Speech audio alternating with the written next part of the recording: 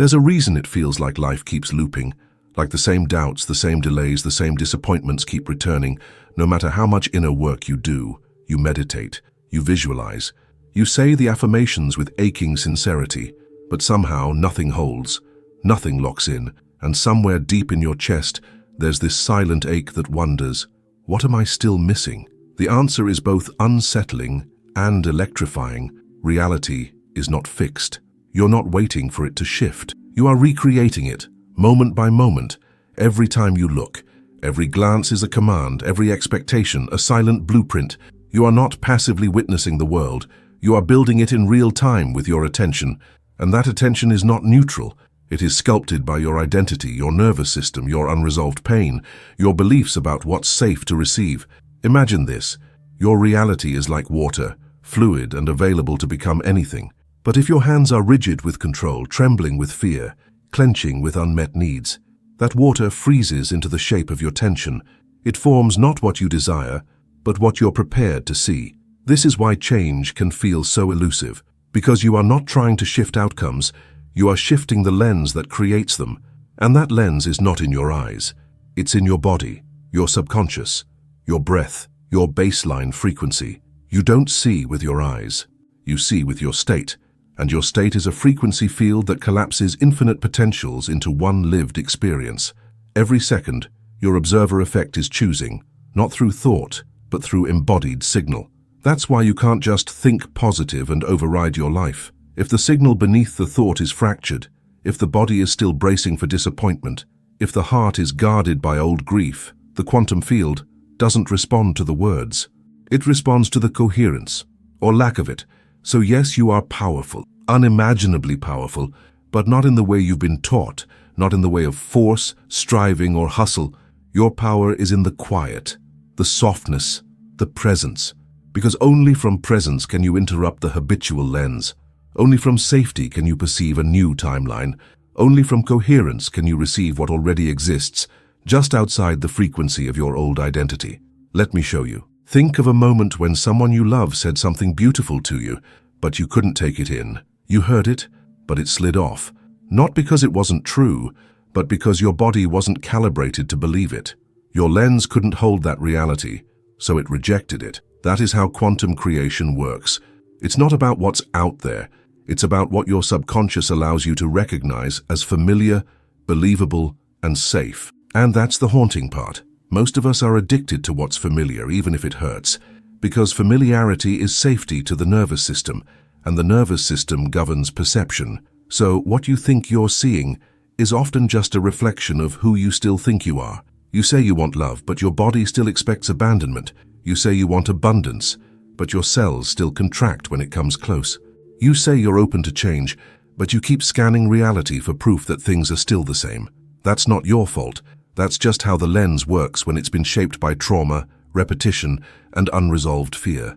But here's the miracle. If you can shift the signal even slightly, reality reshapes itself, not by magic, by mechanism, because in the quantum field, there is no later, there is only now. And when your now becomes coherent, when your frequency becomes whole, the field reorganizes to reflect that coherence, not with delay, with immediacy, but you must meet it first, not with words, with signal, with breath, with embodiment, because reality isn't waiting for you to change it. It's waiting for you to see it differently, to see from safety, from softness, from a self that no longer needs to protect, defend, or predict.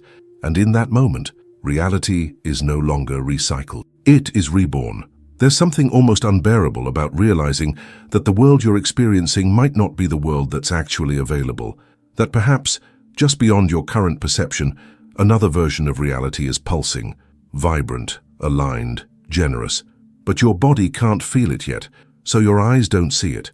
And because you don't see it, you think it isn't real. But the quantum field doesn't work by sight. It works by signal, and the signal always comes from within. You recreate reality every time you look, not because the world itself changes like magic under your gaze, but because your perception is what collapses the wave. Every possibility exists, but only one becomes your experience. And that one is selected not by wishful thinking, but by frequency coherence. It's like this. Imagine walking into a room full of radios, each one playing a different station. Only one of them is tuned to the love you're longing for, another to the abundance, another to deep inner peace. But if your dial is still tuned to fear or scarcity or proving, you'll keep hearing noise. Not because love isn't being broadcast, but because you're not aligned with it. Reality is broadcasting everything, all the time. Your embodiment is the tuner. And tuning is not about effort, it's about release.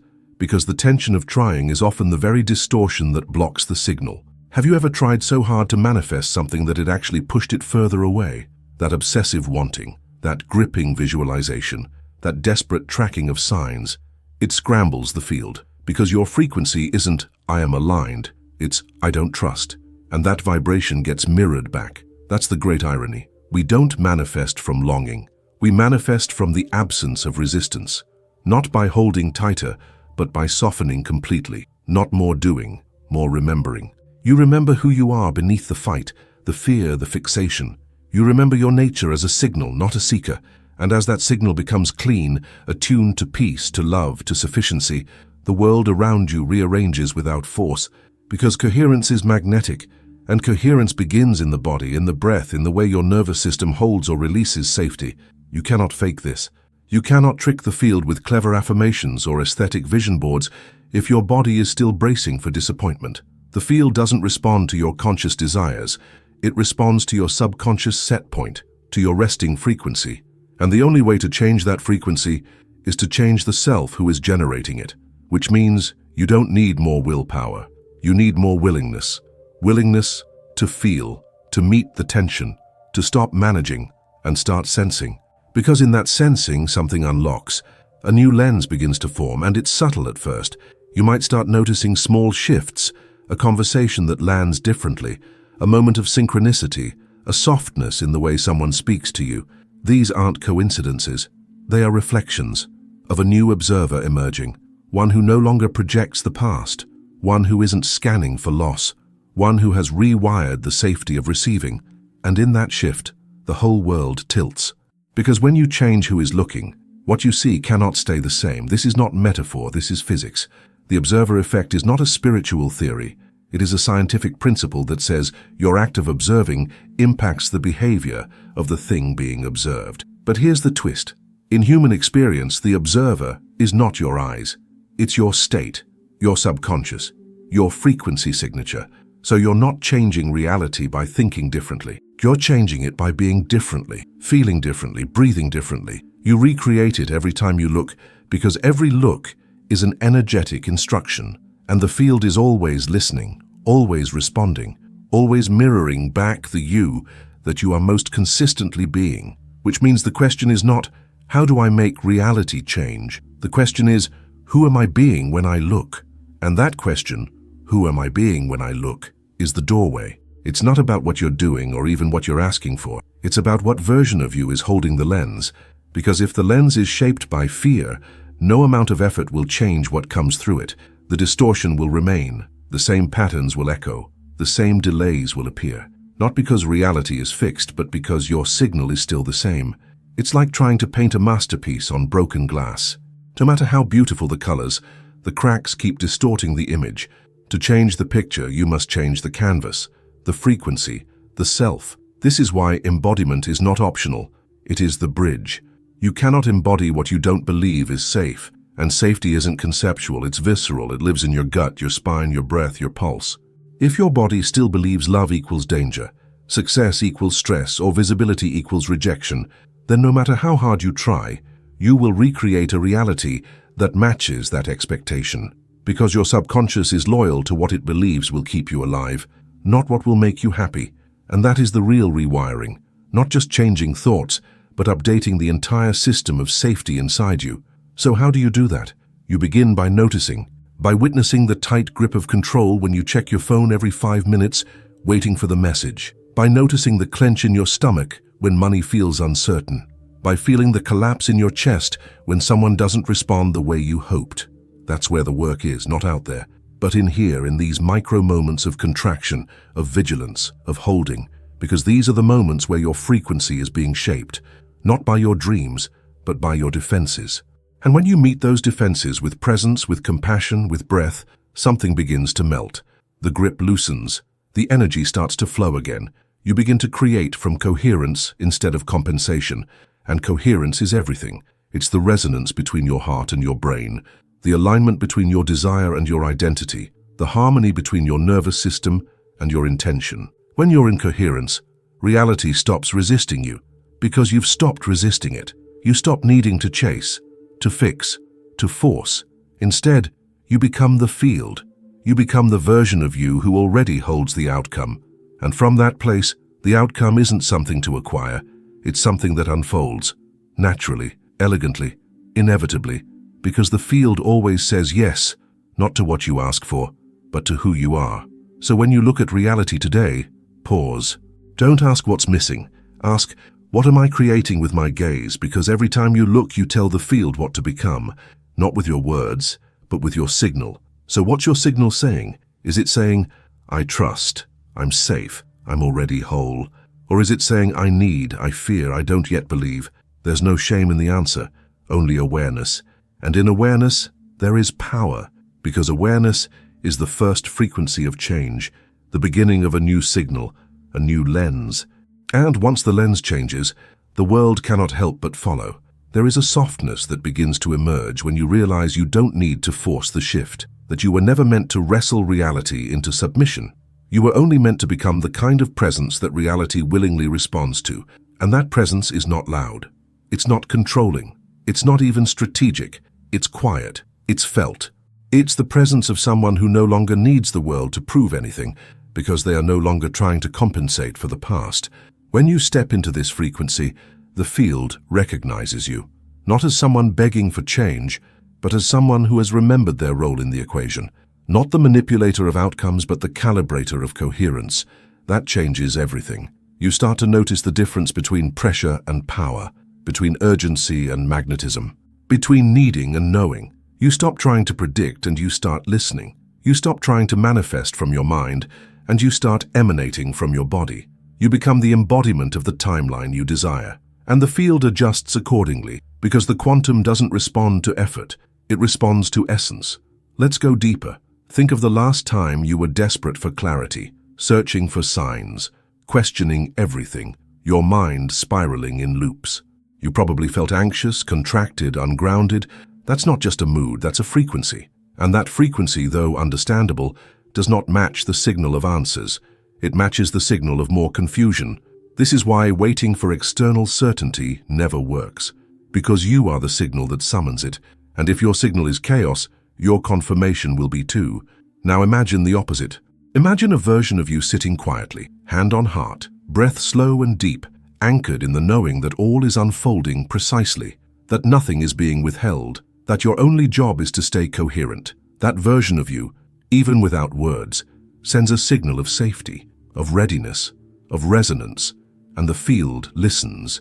Suddenly, the call comes, the message lands, the opportunity opens, not because you chased it, because you became a match to it. This is the subtle art of manifestation at the quantum level. It's not about directing reality. It's about dissolving the distortions that prevent you from receiving what's already there. And most distortions come from one place, the illusion of separation, the belief that you and the thing you desire are distant, that you have to earn it, prove yourself, push harder to reach it. But in the quantum, there is no distance, only difference in vibration. So when your vibration aligns, time collapses, the path shortens, the field rushes to meet you. You don't move toward the outcome. The outcome moves toward your signal, and the signal is always shaped by the self, which brings us back again and again to the truth. You recreate reality every time you look, not because reality is changing, but because you are. And when you become the version of you who no longer doubts, no longer defers, no longer defends, when you become the you who knows, who breathes, who softens, then what you see can't help but transform, because the lens has cleared, the signal has shifted, and the universe always echoes back the frequency of the one who's looking. So what does it mean, truly, to shift the self who is looking? It means surrendering the identity that was built in reaction to what hurt. It means letting go of the version of you who became sharp to survive, small to be loved, or busy to avoid feeling. It means gently unwinding the grip of the one who only knows how to manifest through strategy, through pushing, through endless becoming, and instead letting presence do the work. Because presence is not passive, it is power without pressure. It is the energetic declaration that says, I am no longer available for the reality created by my wounded lens. And in that declaration, you don't just think differently. You become different. You become the self who doesn't chase love, because you are already held. The self who doesn't hustle for worth, because your value is internal. The self who doesn't scan the room for approval, because your frequency speaks louder than performance ever could. And from that self, reality softens, opens, reconfigures. Not because you manipulated it, but because you met it. Because everything you're seeking is not just out there, it is in relationship with your signal, your embodied tone. And when your tone changes, the composition of your life cannot remain the same. It's like tuning an instrument. When you're out of tune, every note you play carries tension, even if it's the right note on paper. But when you're in tune, when you're embodied, regulated, coherent, every note rings with clarity, with beauty, with resonance. And that resonance touches everything. This is how timelines collapse, not because you rushed them, but because you became a clear enough frequency for the timeline to recognize you. You stepped into the reality where the thing you were waiting for was already yours, not because you grasped it, but because you no longer doubted it, no longer delayed it with unconscious dissonance. And this is important. The field doesn't mirror your desire. It mirrors your dominant state.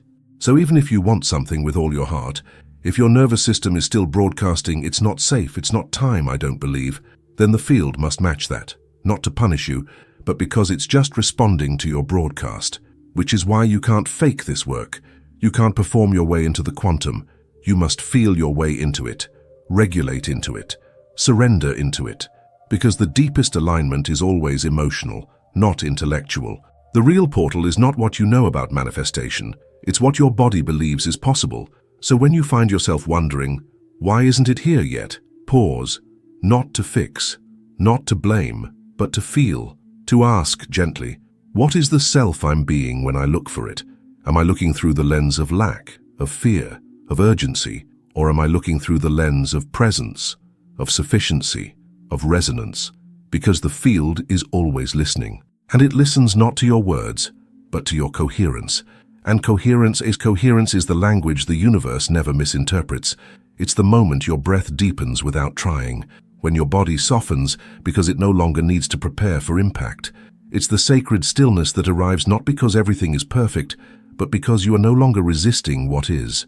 In that space, you stop arguing with the now. You stop negotiating with life. You simply become available, receptive, radiant. And in that radiation, reality reorganizes, effortlessly, because what you radiate, you replicate. It's never been about deserving. It's about resonating. It's about becoming the emotional match for the experience you're calling in. And not temporarily, but consistently, through repetition, through nervous system safety, through a practiced state of presence that becomes your new home. This is embodiment. This is how the lens rewires. And at first, it may feel subtle, like nothing's happening. But make no mistake, that's just the old self losing signal. That's the ego quieting. That's the timeline recalibrating beneath the surface. Because true transformation isn't loud. It's cellular. It begins in the unseen. The way you carry yourself, the way you breathe through discomfort, the way you stop chasing and start receiving. These are the real shifts. The ones that don't need external proof to be valid. The ones that change the frequency before they change the form. And the form always follows. But only once you've stopped needing it to prove the shift. That's the paradox. When you finally stop waiting for reality to confirm your worth begins to shape reality. When you stop scanning for signs of arrival, you arrive. Because it's not about attracting things to a limited self. It's about expanding into the self who those things already belong to. That self is not a future version of you. It's a current possibility, waiting to be chosen, felt, embodied. Every time you meet the present with coherence, you make contact with that version. And with enough contact, the shift becomes stable. The new timeline becomes dominant. The outer begins to reflect the inner, not out of fantasy, but out of fidelity to frequency. This is the quantum truth. You are not here to force the field. You are the field, and the field doesn't respond to urgency. It responds to truth. So ask yourself in the quiet moments, what am I embodying when no one is watching? What frequency am I rehearsing when I wake up? What vibration do I return to when things don't go as planned? Because those are the signals that shape your days, your relationships, your opportunities, your entire experience. You don't recreate reality just once in some grand breakthrough moment. You recreate it in the small choices, the micro shifts of presence, the breath between thoughts, the decision to feel instead of flee. You recreate it every time you return to the self who is no longer defined by the past. The self who sees with new eyes, who no longer looks for proof, but becomes the proof. And as you become the proof, the mirror of reality starts to reflect more than your desires. It reflects your remembrance, not of who you thought you had to be, but of who you've always been beneath the distortions, the you before the bracing, before the story, before the fragmentation. This remembrance is not mental, it's vibrational. It comes in waves, a sudden calm in the middle of chaos, a moment of laughter that feels ancient, a breath so deep it feels like the first one you've taken in years. That's the nervous system returning to safety. That's the field responding. That's you tuning the dial, not with effort but with essence. And from that essence, synchronicity becomes normal, flow becomes familiar, the right people arrive, the next steps reveal themselves, not because you chased them, but because you stopped interfering with the intelligence that's always been orchestrating your path. This is the difference between managing your life and magnetizing it. Managing is exhausting. It's rooted in mistrust. It's trying to outsmart uncertainty. But magnetizing is about coherence, and coherence is about truth, alignment, integrity between what you say, what you feel, what you believe, and what you embody. When all of those align, there is no distortion. And without distortion, the signal is clear. And with a clear signal, life responds instantly. You don't have to wait for change. You become the change, not in theory, in sensation, in the rhythm of your body, in the openness of your gaze. In the way you walk into a room not hoping to be chosen, but anchored in the knowing that your energy is the invitation. Because reality isn't judging you, it's matching you. It doesn't care what you think you deserve, it cares what you consistently broadcast. That's the law, not punishment, just precision. And that precision is what makes quantum manifestation both simple and radical. Simple, because it's not about effort. Radical, because it requires full responsibility, not blame. But energetic authorship. You are the one shaping the lens. You are the one deciding what's safe to receive. You are the one collapsing the wave with every look, every breath, every belief. And once you own that, even gently, you become unshakable. Not because life stops changing, but because you've stopped needing it to reassure you. You've become the one who reassures yourself, who holds the frequency, who keeps the signal clear. And from that clarity, everything flows. Not because you've forced alignment, but because you've become it. And now here you are, it's not at the end, but at a beginning you can finally feel. Not the beginning of something outside you shifting, but the beginning of you no longer abandoning your signal, no longer deferring your embodiment, no longer outsourcing your knowing to what the world reflects back. Because now you understand, it reflects what you see, because it reflects who you are when you look. So instead of watching the world for confirmation, you become confirmation. You anchor into the version of you who no longer waits, who no longer grasps, who no longer negotiates with doubt. You breathe slower, you soften the gaze, you let your shoulders drop, and in that micro moment of relaxation, reality begins to bend. Not all at once, but in subtle, seismic ways. The delay you feared shortens, the heaviness you carried dissolves, the signals become louder, the noise becomes irrelevant, because you've shifted timelines, not by chasing them, by embodying the one who already lives there, the self who wakes up without bracing for proof, who feels love before it arrives, who walks in peace even when the path is unseen. This is not delusion, it is deep resonance, and resonance always leads. So let yourself be led. Let the version of you that already knows, the one that feels calm in the bones, the one that lives in your exhale, the one that sees beauty in the pause, become louder than the version of you that's still trying to control what cannot be controlled. Let the stillness become the signal. Let the coherence become the currency. Because you are not manifesting from lack, you are magnetizing from truth, and truth is the most potent frequency in the field. So choose your truth carefully. Not the truth of your fears, the truth of your wholeness, the truth of the version of you that remembers. I recreate reality not with pressure, but with presence, not with doubt, but with signal, not with control, but with coherence.